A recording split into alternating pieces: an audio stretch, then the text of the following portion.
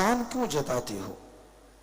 आप सत्संग सुनते हो तो कर्म आपके कटेंगे, कर्म आपके बनेंगे। तो इसमें एहसान जताने की तो कोई बात ही नहीं, बल्कि होना यह चाहिए कि हे मालिक, मैं तेरा शुक्राना करता हूं कि तूने कृपा की, तभी मैं सत्संग में चल के आ गया। तूने कृपा की हे ईश्वर, तभी सत्संग सुन के अपने भाग्य को मैं बदल पाऊंगा या बदल डालूंगा। तो उस मालिक का, वाहिगुरु का, राम का, ईश्वर का शुक्राना करना चाहिए, ना कि कोई एहसान जताना चाहिए।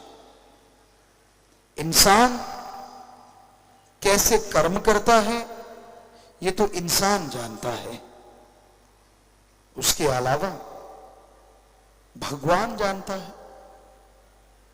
इंसान कर्म करता है, उसका फल चाहिए, हर किसी को चाहिए, लेकिन ईश्वर जिस हाल में रखता है भक्तजन उसी हाल में रहते हैं।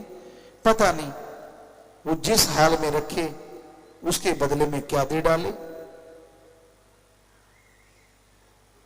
कुछ कहा नहीं जा सकता उस राम का, ईश्वर का, प्रभु परमात्मा का। बस नेगेटिव ना सोचा करो।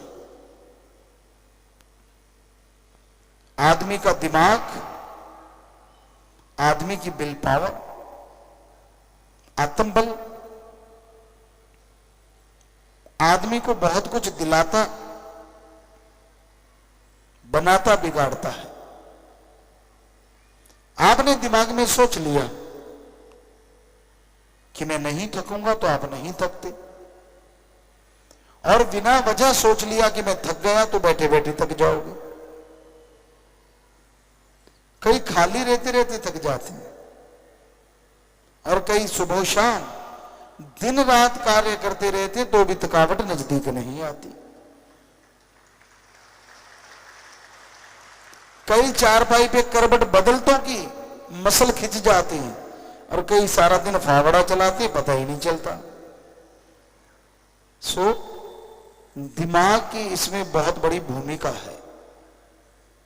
अगर आप सोच लेते हैं कि आप कभी तरक्की नहीं करेंगे तो नहीं करोगे, और अगर आप सोच लेते हैं कि मैं हारी बाजी जीत के दिखाऊंगा तो आप जीत जाते हैं। इसलिए नेगेटिव ना सोचा करो, और मालिक के प्यारे को तो बिल्कुल भी नहीं। दूसरे के पास सहारा नहीं होगा, आपके पास तो सहारा सदगुरु प्यारा होता है, राम, अल्लाह, वाहिगुरु होता है। कोई बात होती है तो आप कहते यार मेरा मालिक जाने, उसका काम जाने, कर्म कर डालो, अच्छे कर्म करते चलो, सतगुरु मौला जरूर फल बख्शेंगे। कितना बढ़िया तरीका है। पर फिर भी आप टेंशन लेके बैठ जाते हैं, फिर भी परेशानियां। एक टाइम भैंस ने दूध नहीं दिया तो आप चारपाई पे लेट जाते हो, उससे ज्यादा दूध आ जाएगा।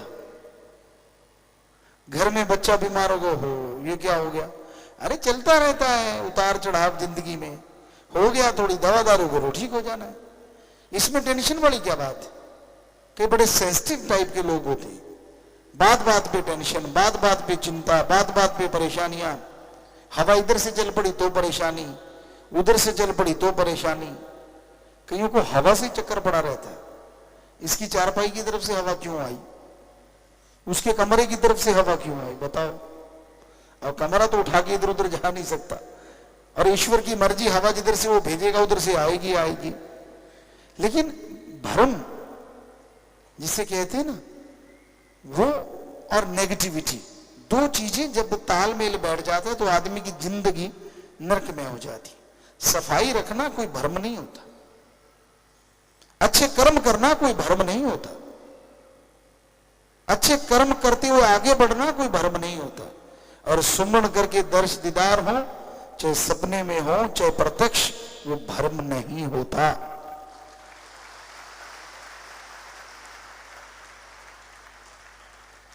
इसलिए टेंशन ना लिया करो, कोई कुछ कह दे नेगेटिविटी को पकड़ा ना करो।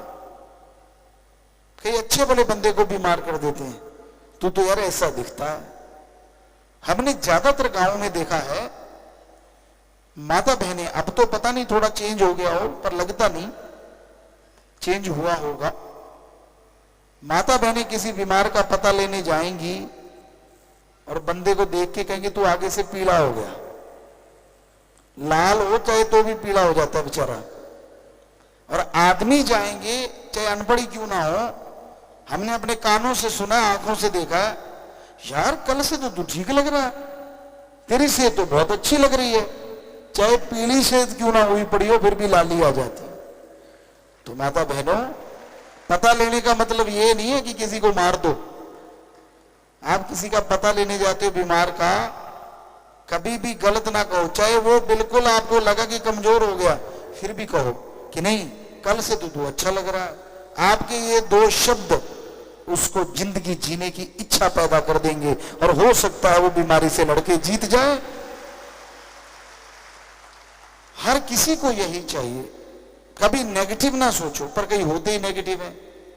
मैं तो उठा नहीं जाना, मैं नहीं खड़ा हो सकता, मैं खा नहीं सकता, मैं चल नहीं सकता, और सब कुछ कर रहे होते हैं फिर भी नहीं। तो ये नेगेटिविटी मत पालो, मेरे से ये नहीं होगा, मेरे से वो नहीं होगा, बल्कि लड़ो उन चीजों से जो लगता है कि आपकी जिंदगी में आपको पीछे ले जा रही है। लड़ो अपने मन से जो आपको गलत विचार देता है।